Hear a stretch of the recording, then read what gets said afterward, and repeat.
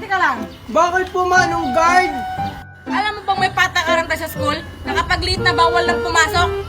Eh kasi po na-traffic kami sa langit. Tapos nahirapan po si Daddy magpalanding ng aeroplano dito sa school. Ang liit-liit po kasi ng space. Tapos, ang daming pinadalang baon sa akin ni Mami. Grabe naman yan, papasok ka na ng school, naka-airplane pa. Tsaka ano bang laman ng bag mo? Bakit ang dami-dami mong dala? Eto po. Ano po kasi to? Pera. Sabi ni Mami, ubusin ko daw po ngayon to. Ito po, bigay ko na lang po sa inyo to. Uy, salamat, Junjun. Ang laki naman ito. Mas malaki pa to sa sahod ko, ha. Sige, pwede ka na pumasok. Sige po, salamat po. Good morning, ma'am. Good morning, classmate. Sorry, I'm late. Hala, late ka na naman, Junjun! Hala, tignan nyo, ang daming dalang pera ni Junjun. Siguro ginawa niya si Twinkle. Oh, Junjun! Late ka na naman! Ay, sorry po, ma'am. Kasi po, na-traffic po kami sa langit. Nag-airplane po kasi kami ni Daddy. Tapos, ang daming pinadala sa akin pera ni Mami. Sabi daw po niya, gastusin ko daw po ng isang araw lang. Kaya, ipapamigay ko na lang kila classmate at sa inyo po, ma'am. Ganun ba, Junjun? Okay, class, batiin niyo si Junjun ng good morning. Sige, Junjun, umupo ka na.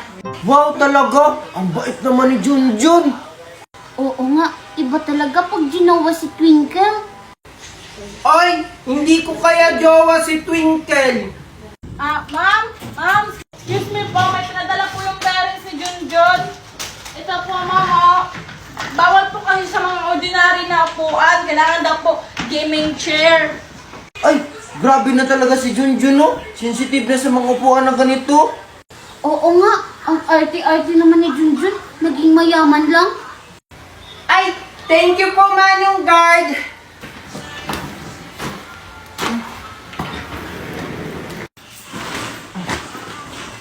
Junjun, libre mo ko mamaya, ha? Ay, naku, ano ba naman to si Mami? Malapit na yung graduation, pero hanggang ngayon, 20 lang yung baon ko. Ay, ayun, may tindahan. Bibili muna ako bago ako pumasok sa school. Tao po, pabili po. Ano yan? Isa po nito tsaka ito. O sige, kumuha kami dyan. Sige po. Ito po yung bayad ko. Yan. Oh, bakit hindi ka pa umalis? Yung sukli ko po. Ha? Dalawa yung binili mo. 10 pesos ang isa niyan. O, subalit 20 pesos.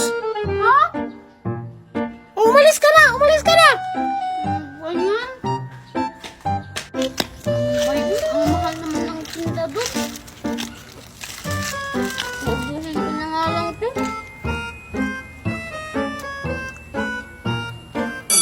Lala, nasisi na, lala. Ang dami ko talagang baon. Maria, anong dala mong baon? Ito yung dala kong baon. Spanish bread. Kasi sabi ni Mami, galing daw to Spanish, kaya Spanish yung pangalan niya. Wow, ang sarap naman ng baon mo. Yung baon ko kasi ito, egg pie, tapos fresh to. Mimay, bakit hindi ka pa naglalabas ng baon mo? Anong dala mong baon? Mamaya na lang ako kakain kasi busog pa naman ako. Weh, nakita nga kita kanina, ang dami mong biniling pagkain. Siguro kinain mo na sa daan, no? Tapos pagdating dito, manghihingi ka lang sa amin ni Junjun. Sakala mo siguro bibigyan ka namin. Hindi. Sige, Junjun, kain na nga tayo. Sige. Oo nga, uubusin niya yung baon niya sa daan. Tapos pagdating dito sa school, wala na siyang makain. Tapos manghihingi lang sa amin ni Maria. Hindi naman. Junjun tsaka Maria, madami naman kayong pagkain. Pahingi naman ako. Yan na nga yung sinasabi ko. Bahala ka dyan, hindi ka namin bibigyan. Ayaw daw kong bigyan, ha? Hala, hinaka mo yung pagkain ko! Teacher, si Mima, hinaka yung pagkain ko!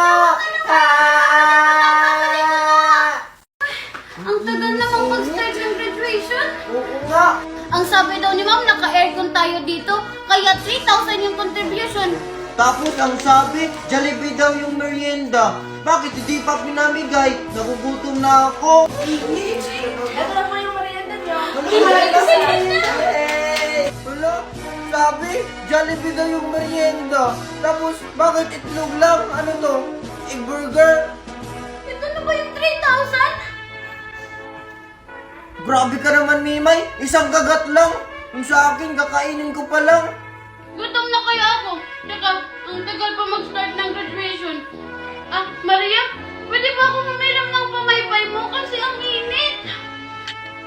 Oh, ito. Wait lang. Oh, Maria, ba't sa'yo na yung diploma ko?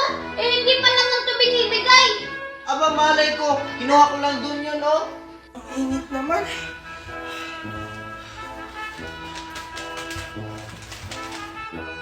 Ay, wow! Nakakahiya naman sa pamaypay mo, Junjun. Ito kasi yung pinadala sa akin ni Mami. Pag nainitan daw ako, ito daw yung gamitin kong pamaypay. Wow, sana all Jun. Okay, let's start our graduation ceremony. Excited na ako. Sino kaya yung magiging valedictorian? Ay, wala nang iba. Ako na yon. Asa kayo? Ako na yung magiging first kasi biniyaran ko si Ano? Wala! Yan o mag-start na. First honor, Junjun. Yes! Ako yung first honor! Hello? Si Junjun yung first honor? Sino kaya sa akin yung second tsaka third? Yes! Ako yung first honor! Congratulations po. Dahil siya necessary. Walang anuman, ma'am. Best in Lato-Lato, Junjun. Yes! Ako pa rin! Rich Kid of the Year, Junjun. Tingnan mo. Second honor, Maria. Yes! Ako may mayong second honor. Yes, thank you po, ma'am. Congratulations. At dahil dyan, dito na nagtatapos ang ating award. Walang award si Mima. Wala akong award. Walang award. Ay, hindi pa pala. Most not friendly, Mimay. Most not friendly, Mimay. Not friendly. Congratulations. Congratulations. Pinag-friendly nga yung away ko. Mga bata. Oh, sino mauna sa inyo? Ako mauna, Juliet. Mamaya Sige ka na na. nga. Anong pangalan mo, Iya? Tsaka anong natanggap mong award? Ako po si Alexa. Salutatorian po ako sa klase. Alexa. Pakiulit nga ng award mo. Salutatorian po. Anong salutatorian? Ano po? Si Kanuro na nga lang ako.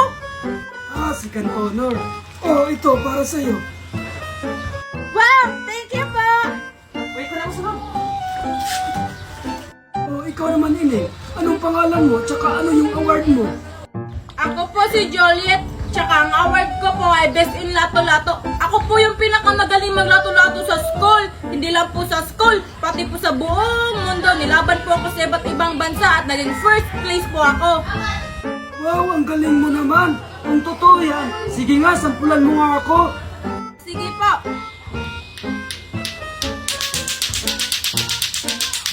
Wow! O sige, Ining, naniniwala na ako. O diba po, ang galing ko? Oh, dahil dyan, ito. Wow! Thank you po! Junjun tsaka Maria, kayo ba? Ano bang natanggap niyo ng graduation niyo? Wala. Ikaw? Wala din. Eh, ikaw ba, Junjun? Wala din. Ay, wala tayo award! Hala, si Juliet tsaka si Alexa. Wala, oo nga. Ano kaya yung dala nila? Parang pagkain? Tawagin kaya natin. Hoy, Juliet! Alexa! Hi Maria! Tsaka Junjun! Hi Mimay! Wow, may mga medal sila. Oo nga. Siguro first honor silang dalawa. Kaya nga. Tsaka, tingnan mo, may mga pagkain silang dala. Saan kaya yung galing? Juliet tsaka Alexa, ba't may dala kayong pagkain? Saan galing yan? Tsaka, ba't naka-medal pa kayo? Itapos na yung graduation. Hindi nyo ba alam na may matanda namimigay ng pagkain doon sa may malaking puno. Namigay siya ng pagkain pag may award tsaka medal. Sige, alis na kami. Tara, Alexa. Sige.